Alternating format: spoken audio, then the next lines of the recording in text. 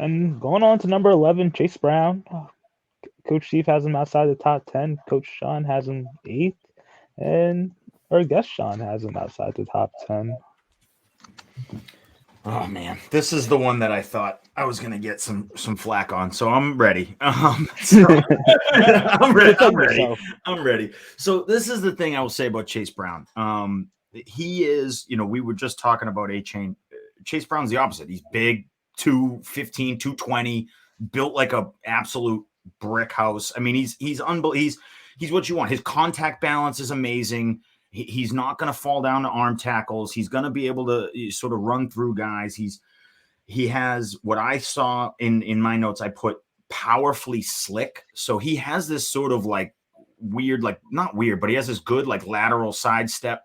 But he's like someone will try and grab him while he's doing it, and he'll just shake right off of him. So, he keeps his lower body moving at all times throughout the run. I mean, he's a very solid traditional back. I think he's just going to have we talked about when we talked about wide receivers, a lot of these guys were slighter. This is a bigger back in this class. I think that's going to have some value. Receptions, the pass catching is good enough. He can do it. He can handle it. You're not going to put him in a pattern, but he can run a wheel route and do it. Runs a good wheel route, which is fine. Which is all you need him to do. Because once he gets going, he's going. You're not going to get him down. One guy is not going to tackle Chase Brown. It's just not going to happen. So, he was another fun fact. I like when players get up for Biletnikoff and the Walker Awards and things like that. And so he was up for it first time in franchise or their collegiate history that a running back is up for the best running back in the league award. So that's nice because that's, his peers that are giving him that. So that's always a good sign. I just like the player. I think he is going to find himself a good role. He has the potential to potentially be a 3-down back. Again, I don't love comps, but similar to what we saw in Pittsburgh and then Arizona. James Conner. Thank you. Similar to like a James Conner. He can pass catch. He can do everything well. Like he's good enough to be a 3-down back, but I think there is a role for that player somewhere. The problem is he's not going to get the draft capital for a team to really commit to him, which is scary. But again, like I would take my chance with Chase Brown almost before A-Chain, in my opinion. That's just like how I would build a team because there is a chance that if a team does fall in love with him, he could be a 3-down skill set. It's there. So that's why that's my case for Chase Brown. All the mock drafts have him going in the 3rd or 4th round for some reason. So, I mean, someone's believing in you like that. Listen, he's a good back. He could easily fall in the 3rd, 4th round and land somewhere in a good situation. And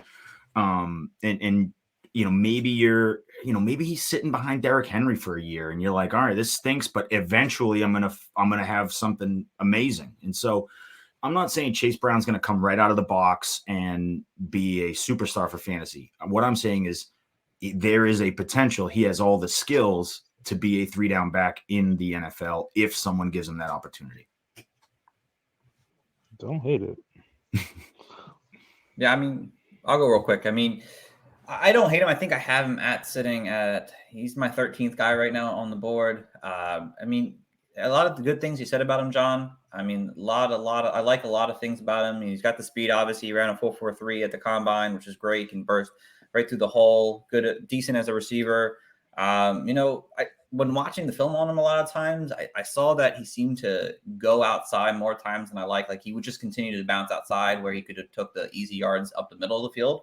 And getting stuff behind the line of scrimmage way too often for my liking. Like you're just watching him like run. I'm just like, oh, like what? Like why couldn't he get out of that situation there? And he could have. I feel like if he just did something, sometimes he just kind of just like saw a tackler coming and just was like, okay. So like things like that kind of really like just like turned me off him a little bit in that sense there. Also at the, the Senior Bowl, I watched a lot of, what I could watch on the practice and then he didn't really like wow me at the Senior Bowl at all either. And again, I think he's just a decent player. It's just, there's nothing that really wowed me outside of the 40 combine speed that he did. So it's kind of why I have him at 13 outside of my top 10. I think he's very good at everything, and there isn't one trait that stands out where you're like, all right. Even with A-Chain, their one trait is the speed. Like, that's the one thing you could say, okay, he can hit the 60-yard home run. When I look at Brown, I say, you know what? He's a complete back. He's a very good football player. But where does he excel? And I go, he's just really good at everything. I mean, he's 209 pounds. He's 5'10". That's super nice. He's more athletic than I thought. He ran a 4.43. I did not expect that athleticism, that speed. So he's got real nice speed, size, combo, BMI, right? 40% market share. So we know that he can handle a real big load. I think he's a running back by committee, like a Boston Scott with a little bit more upside, right? Boston Scott's a nice NFL player in the Eagles rotation. He's been successful. I think that's kind of what Chase Brown is with a little bit more upside. I think he's a bigger, stronger player than Boston Scott. He also has a lot of tread in his tires. Second most carries in the class, too. Yeah, I mean, when you play for Brett Bielema at Illinois, or when Bielema was at Arkansas, he's going to feed his guys. So, he does have a lot of carries there. Yeah.